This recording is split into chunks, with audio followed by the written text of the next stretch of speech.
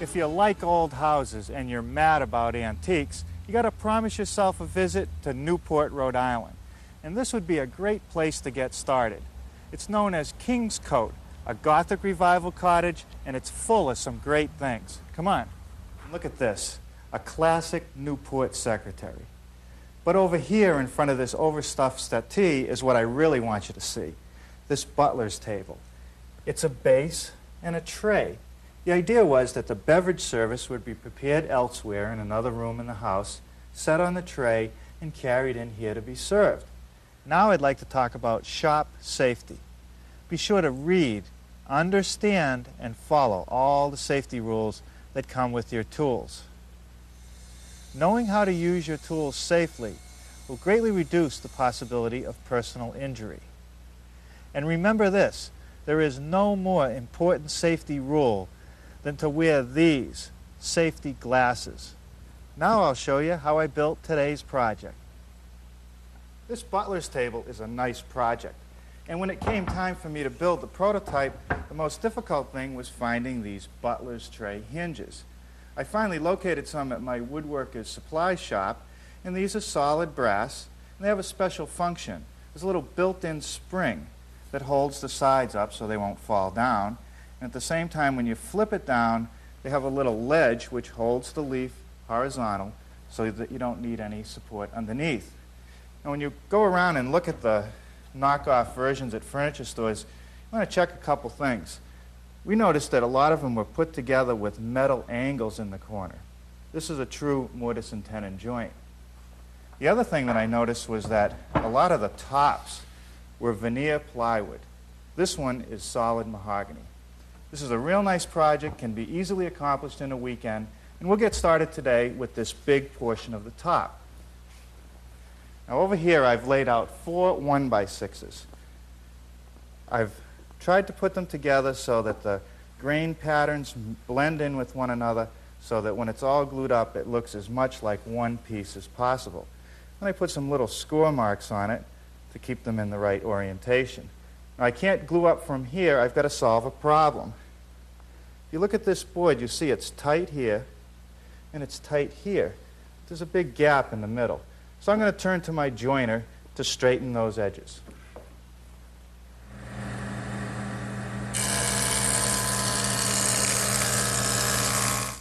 Let's see how that looks. Okay, we still have a gap. I know this board is straightened, so now I'll make a couple passes on this one.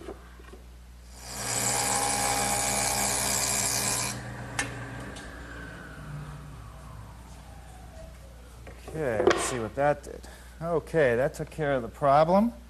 Now I'll take care of the other joints. Let's see. That's good. Now that's what it should look like. All the boards tightly fitting together without any clamp pressure. And now we're ready to join them together. I could use just glue on each edge, or I could use dowels. But the newest technique is biscuit joinery. And here's the little biscuit, which is made of beech. And when a little glue gets on there, it's going to swell up and never come apart. And along with the biscuits, you have a tool which cuts slots in the wood for the biscuits. And there's a little saw blade in there. Now what I've done is put the boards together and just put a pencil mark across the joint at each location. Here I'm going to put 5. They don't have to be very precise, just a little mark.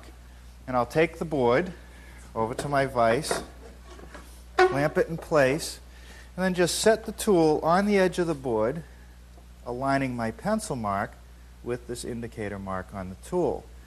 And then I just cut the slot.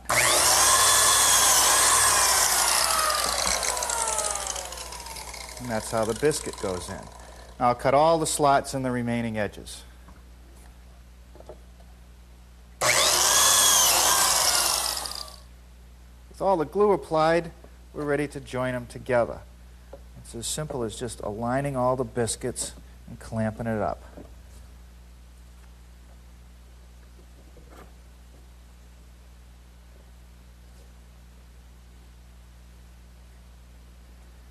Okay, now I'll just set this aside to dry, and we'll start working on the base.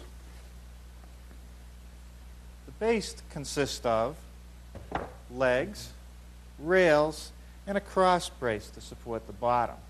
I'm going to get started with the legs. Each leg has two mortises, and what they do is accept the rails, the tenons of the rails. I have some 1 5/8" square blanks of mahogany, and I've laid out the location of the mortise. And I come over here to a tool which is really nothing more than a router.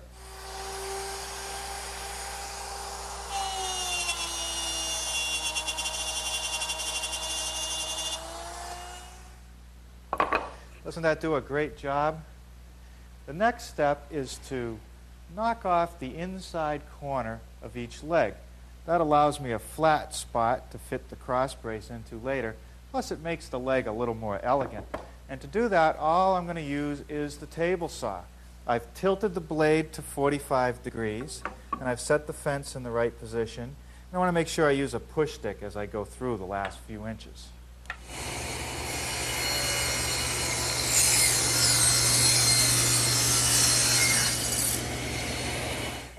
Let me show you something at the prototype. Each of the legs has a little mortise into which the cross brace will fit. And that mortise is perpendicular to the angle that we've just cut. So once again, I'm going to use my overhead router, except that I've made a little cradle here. And what that does is holds the leg in the right position for the mortising. It's just a 90-degree cut in a thick piece of wood. I've changed the bit to 1/4 inch, and I'll just mortise each of the legs.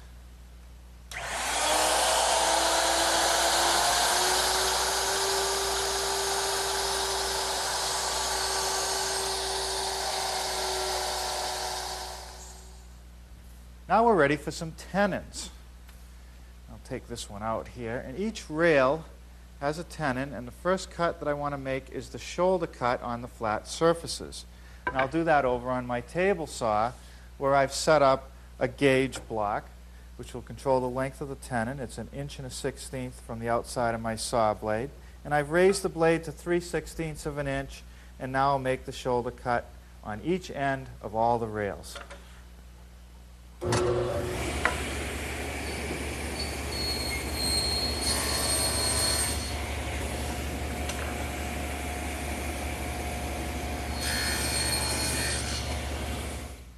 I've just made another adjustment to the saw, raising it to 3/8 of an inch for a shoulder cut at the top and the bottom of each rail. And since there are so few rails, I'll remove the rest of the material by a process called nibbling.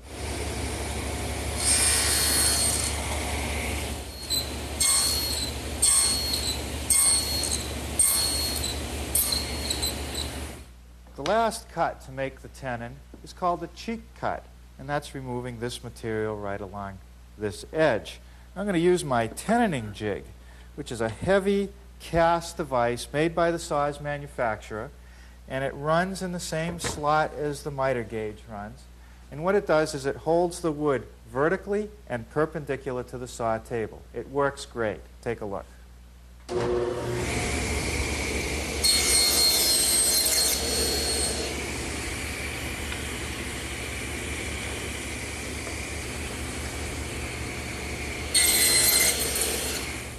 You'll remember that the mortises have little rounded corners because of the router bit.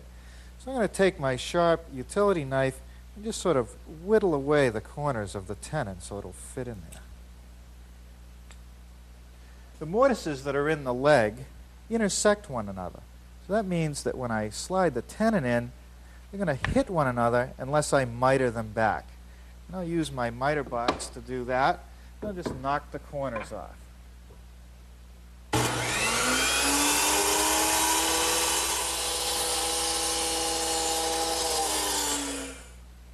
Now over here on my table saw, I've installed a molding head cutter. It's a heavy wheel into which you fasten cutters. There's 3 cutters that go in it. You can see those right there. Now generally you buy it as a kit, which comes with several different cutters that you can interchange. For instance, here's one that'll cut a 1/4 round. You want to make sure you secure the cutters in tightly, and once it's set up, you can mold your edges. Now for our rails, I want a bead, a single bead. Unfortunately, this cutter has a triple bead. So what I'm going to do is bury it or cover it. And how I do that is attach a wooden block to my rib fence and just conceal those first two cutters, and at the same time protect the cutters from hitting the metal rib fence. Well, now you're going to have to be a little fussy with these adjustments, and I'm going to run a sample on some scrap before I commit to my mahogany.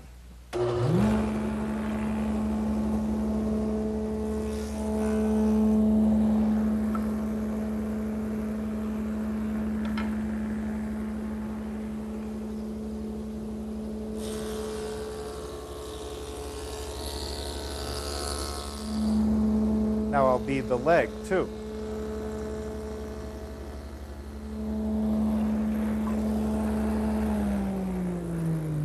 Notice that I push the wood through real slowly, and that's so I can minimize any chipping. For the finishing touch on the legs, I'm going to round over the outside corner of each leg. And to accomplish that, I'm going to use my router, which is equipped with a 3/8 inch beading bit.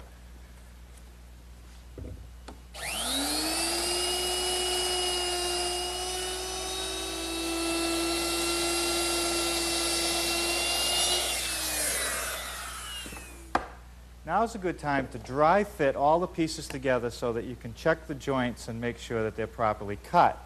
And at the same time, you want to take a couple diagonal measurements, which are the measurements corner to corner. And if those two measurements are equal, we know that the base of the table is square. So now we're ready to move on to the next step, which is to work on the cross brace, which is at the bottom of the table. And if you look at it, you can see that the two pieces are lapped over on one another with a half-lap joint. Now, if the table had been a perfect square, the angle of the cut would have been 45 degrees. But since this is a rectangle, it changes, and I've calculated the angle to be 28 degrees. So I'm going to start out with a couple pieces of stock, which are extra long to be trimmed off later, onto which I've laid out a 28-degree angle right in the middle. And I'm going to cut both pieces at the same time here with my radial arm. I've set the radial arm up so that it'll remove half the thickness. And just like on the table saw, I'm going to nibble away the material in the middle.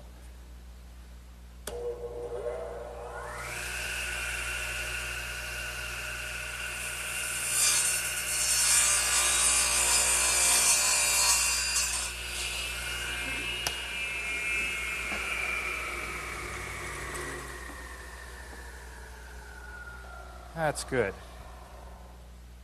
With the cross brace sitting on my bench and the leg assembly flipped upside down on top of it, what I try to do is align all the cross brace members so that they're centered in this flat portion on the inside of the leg. And once I'm happy that they're all in the center, I'll just put a mark indicating that intersection.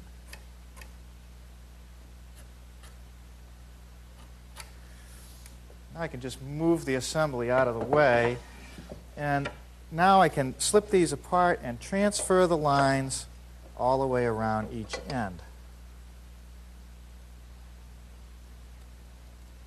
Now those two layout lines are for the tenon, and they're 90 degrees to this shoulder cut. Because remember, the mortise that was cut in the back of the leg is 90 degrees to this surface. So in order for the two to fit correctly, they must be cut at an angle. And I'll make those cuts on my bandsaw.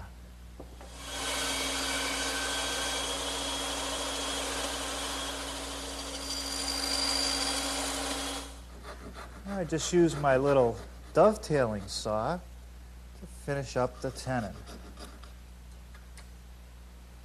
When I made the prototype, I put a little decorative edge on the top of the cross brace, and I stopped it about 4 inches back from the intersection. To do that, I just used my overarm router, which is now equipped with a 1/4 inch round nose bit and this feather board to hold the work tightly up against the rib fence.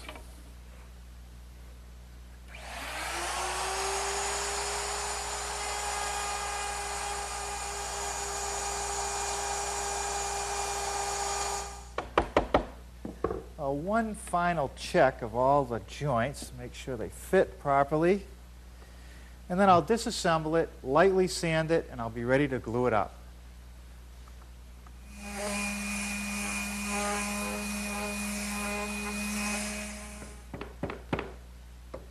Now the trick here is that I have to glue up all the joints and slip them together before I can put any clamps on. So I'm going to have to move pretty quickly before the glue sets up.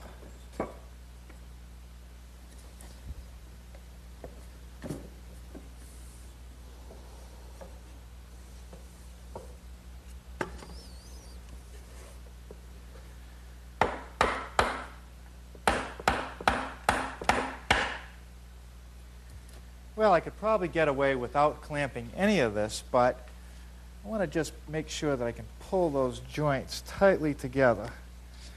So I'm going to use this little band clamp, which is really nothing more than a piece of nylon strap. And over here on this middle part, there's a little ratchet which tightens up the strap. So it should pull everything nicely together.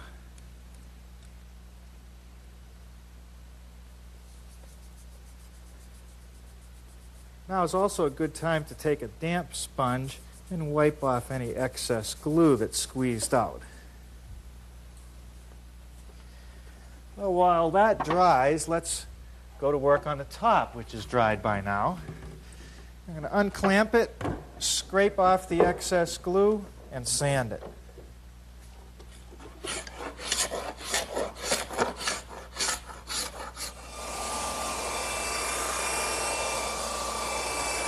First thing I'll do is rip it to width, which is going to be 20 3/4 inches.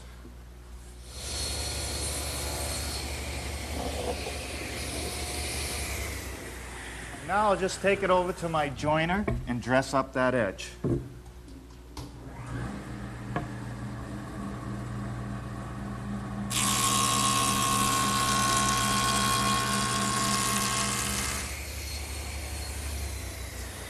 Now using my panel cutter, I've squared one end and I'll cut it to length, which is going to be 32 inches.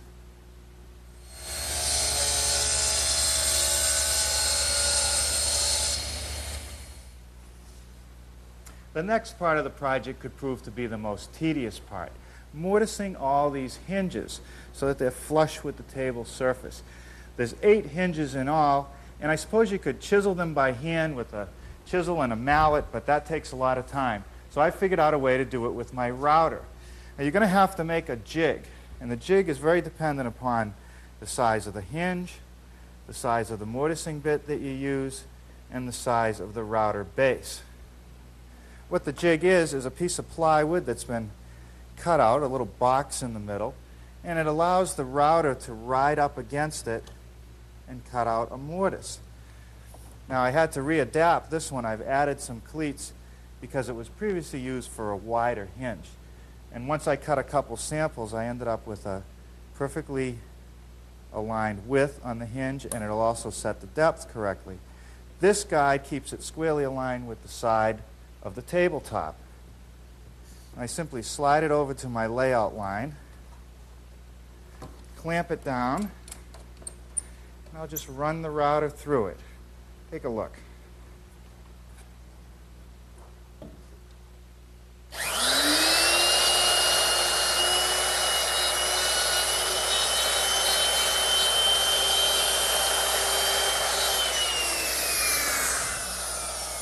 Now, this little tool is a corner chisel. There's a chisel in there that's spring-loaded in a guide, and it helps me remove this round portion that still remains. You hold it up against the cut that's already there, strike the chisel with a hammer, and it squares it right up. Now that I've got the mortise made in the tabletop and all the leaves, there's one more step. If we look at the hinge, there's a spring on the bottom of it, and that helps hold the leaves in the vertical position. So I need to route out a little more material to allow for that spring. And all I've done is modified the jig by adding some thicker sides for a narrower mortise and lowered my router to make it deeper.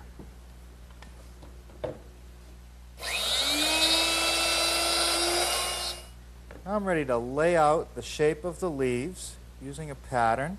I'll just trace the outline and cut it over on my bandsaw.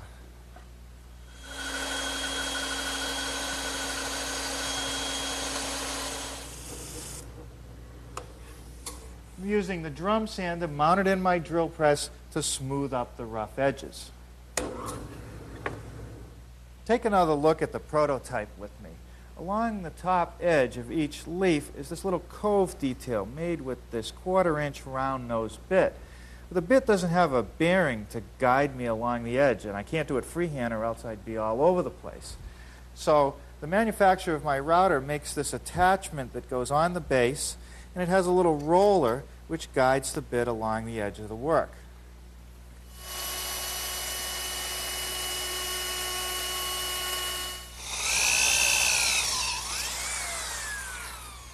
What I've set up here is a template of the handhole cutout that's on top of one of the side leaves. And I need one of those hand cutouts in each of the 4 leaves. I'll use my router with sort of an unusual bit. It's a straight cutter, but the bearing is here at the top of the bit rather than at the bottom. And the bearing will simply follow the template, removing the material for the cutout. Now I'll use the hole that I just drilled as a starting point.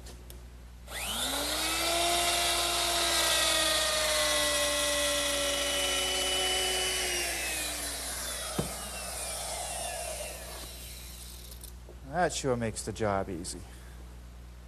For the final routing operation, I've installed a 1/4-inch rounding over bit, and that's to ease the edges on both sides of the cutout.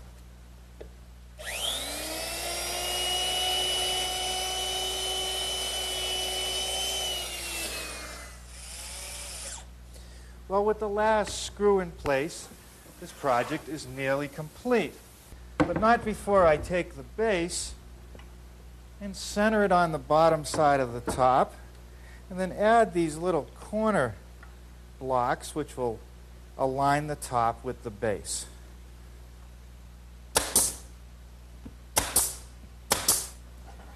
Well, let's see how it operates. Not bad. I'd say it's just about time to call Jeeves to bring in the tea, but not before I figure out a way how to finish it. This is a difficult piece to stain. If I take the hardware off, I'll have 5 individual pieces to handle, and I'm concerned that the finish won't be uniform. But if I leave the hardware on, I'm bound to get some stain on it. However, it's been protected with a lacquer finish, and I should be able to wipe off any excess later. By the way, the stain that I'm using here is a wild cherry, and that'll give me that classic mahogany look. For the finish on my table, I want a hard, shiny finish. And to get that, I'm using a gloss, water-soluble polyurethane. It's interesting how it goes on. It's a little bit milky, but it'll dry crystal clear, and it's very hard.